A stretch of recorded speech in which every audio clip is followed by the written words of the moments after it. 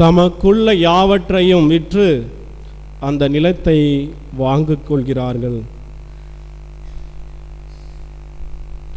இயேசு கிறிஸ்துவில் பிரியமான சகோதர சகோதரிகளே, இந்த அருமையான காலை வேளையில் இறைவனை தேடி எதற்காக வந்திருக்கீங்க?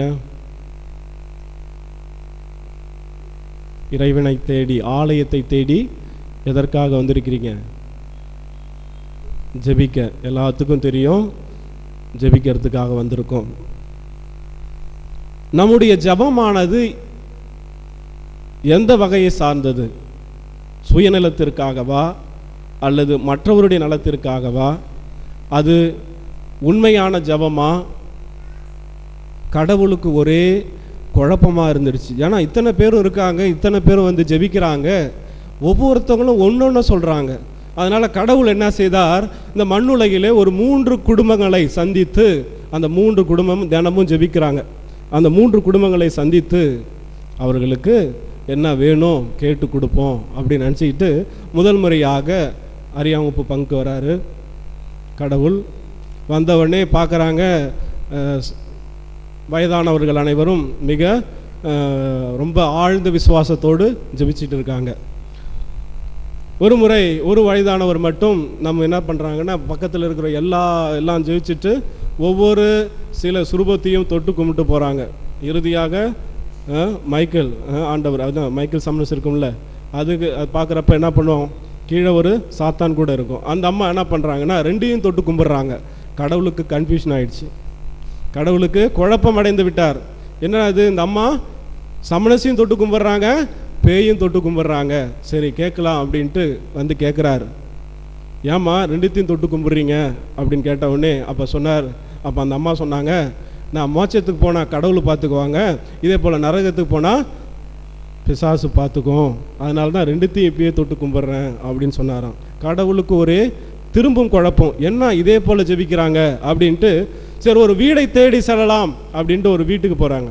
வீட்டுக்கு போகிறப்ப அங்கே என்னன்னா, ஒருவர் கடவுளை கண்ட உடனே கடவுள் என்ன சொல்லுகிறார், உனக்கு ஒரு 3 வரம் தருகிறேன், அந்த 3 வரத்தில் நீ எதை வேணாலும் கேளு அப்படின்னு சொல்கிறார்.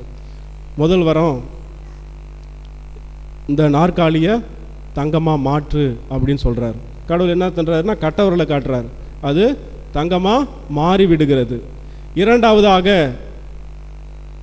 அந்த நபர் 2வது வரத்தை கேட்கிறார், இந்த மேஜையை தங்கமாக மாற்று என்கிறார். கடவுள் கட்டவர்களை காட்டுகிறார். 3வதாக அந்த மனிதர் ரொம்ப யோசிக்க ஆரம்பிச்சிட்டார். அதனால் கடவுள்கிட்ட கேட்டார், கடவுளே உங்கள் கட்டவர்களை கொடுங்க, கடவுளே உங்கள் கட்டவர்களை கொடுங்க அப்படின்னு 3வது வரத்தை கேட்டார். இயேசுவில் அன்புக்குரியவர்களே, இன்றைய ஜெபம், நம்முடைய தப வாழ்வு இப்படி தான் அமைந்திருக்கிறது. ஒரு சில நேரங்களிலே நாம் கடவுளிடம் வந்து எதை ஜெபிக்கின்றோம், என்ன செய்கிறோம் என்று தெரியாமலே அந்த ஜெப வாழ்வை நாம் மேற்கொள்கிறோம்.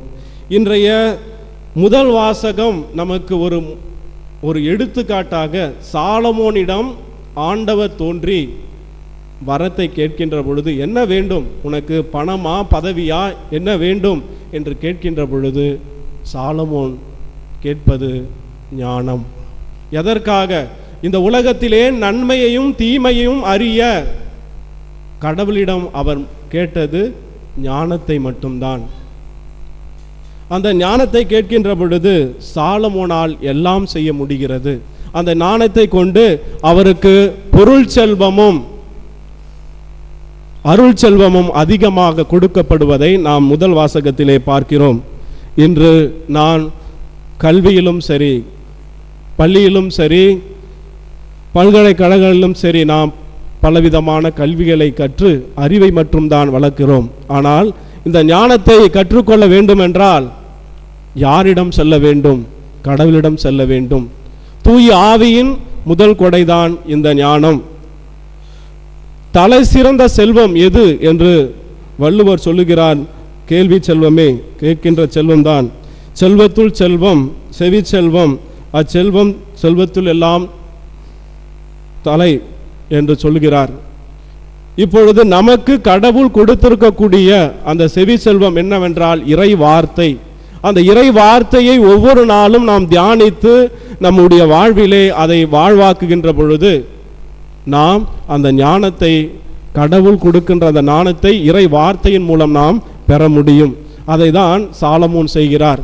ஆம், இயேசுவில் அன்புக்குரியவர்களே, இன்றைய நற்செய்தி வாசகத்திலே இயேசு கிறிஸ்து விண்ணரசை ஒரு புதையலுக்கு ஒப்பிடுகிறார். அது மட்டுமல்ல, விண்ணரசை ஒரு முத்துக்கு, விலை மதிக்க முடியாத அந்த முத்துக்கு ஒப்பிடுகிறார். அந்த விண்ணரசு என்பது என்ன, ஒரு பொருளா? இல்லை, அது ஒரு ஆள். அதுதான் நம் ஆண்டவர் இயேசு கிறிஸ்து. இறை ஆட்சி கண்ணுக்கு புலப்படும் முறையில் வராது, இதோ அங்கே இங்கே என்றெல்லாம் தெரியாது. மாறாக அவர் இறை அரசு நம்முடைய மத்தியிலே செயல்படுகிறது என்று லூக்கா 17:20-21 வசனங்கள் நமக்கு சொல்லுகிறது.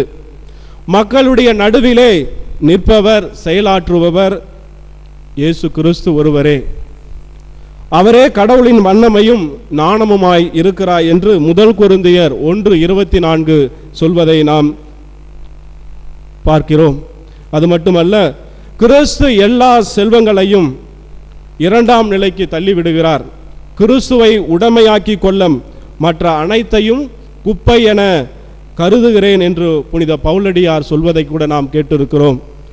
கிறிஸ்து இயேசுவை பற்றி அறிய நான் பெரும் ஒப்பற்ற செல்வம் என்று பிலிப்பியர் 3:8 கிறிஸ்துவை ஆதாயமாக்கி கொள்ள எல்லாவற்றையும் குப்பையாக கருதுகிறேன் என்று புனித பவுலடியார் சொல்வதை நான் கேட்கிறோம்.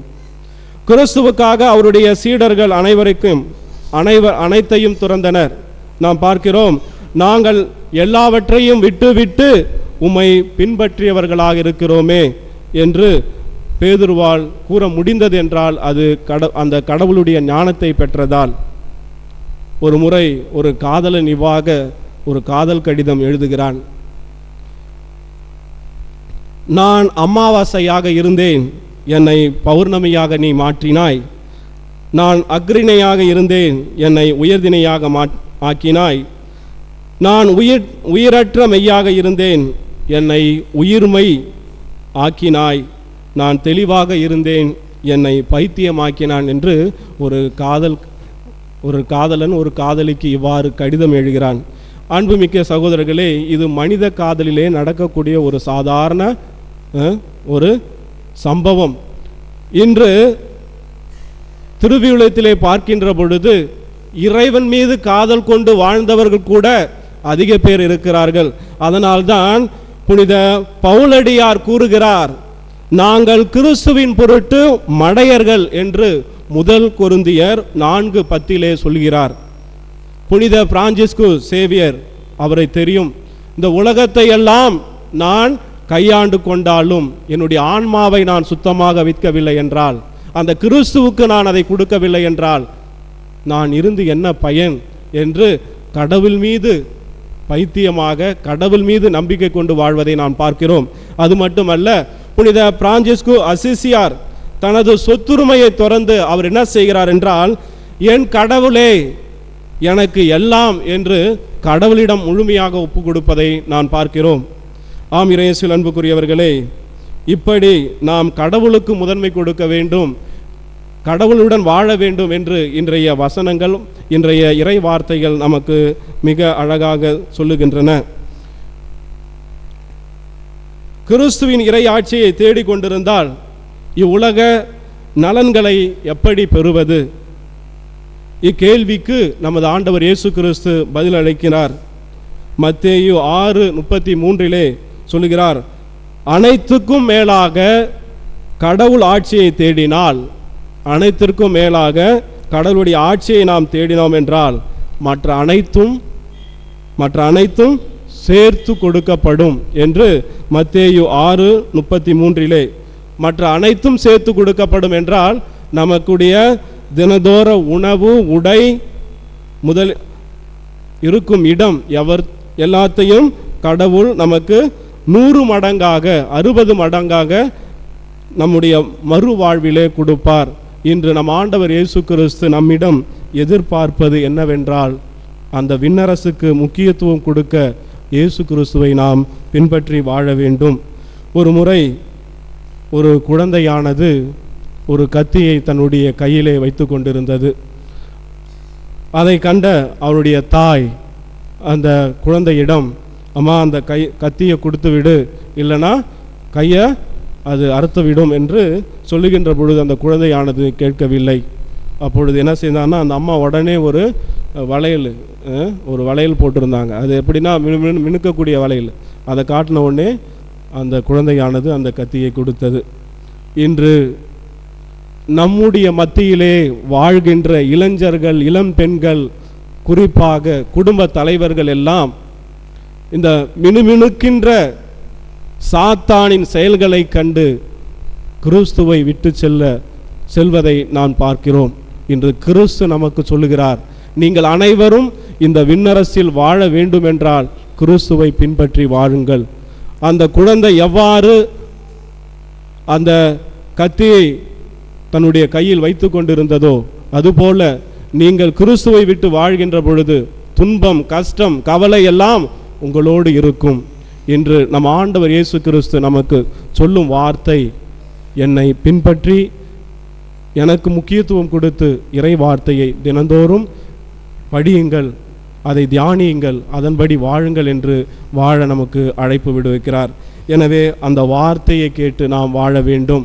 இன்று நாம் செய்கின்ற ஒவ்வொரு செயல்களிலும் சாலமோனை போல நன்மை தீமை அறிந்தவர்களாக நாம் வாழ வேண்டும். இன்றைய 2வது வாசம் கூட, எப்பொழுது நமக்கு ஞானம் இருக்கிறதோ அப்பொழுதுதான் நாம் நம்மையே இறையரசுக்கு தயார் செய்ய முடியும், வானகத்தின் பிள்ளைகளாக, விண்ணகத்துக்குரிய பிள்ளைகளாக மாற்ற முடியும் என்று 2வது வாசகத்திலே சொல்வதை நாம் கேட்கின்றோம். எனவே அந்த அன்பு ஆண்டவர் கொடுத்த அந்த ஞானத்தை நாம் பெற இந்த திருப்பலியிலே மிக சிறந்த விதத்தில் ஜெபித்து அவருடைய அன்பும் ஆசீர்வாதமும் நம்முடைய குடும்பங்களில் எப்பொழுதும் இருக்க வேண்டும் என்று நாம் ஜெபிப்போம். ஆமேன்.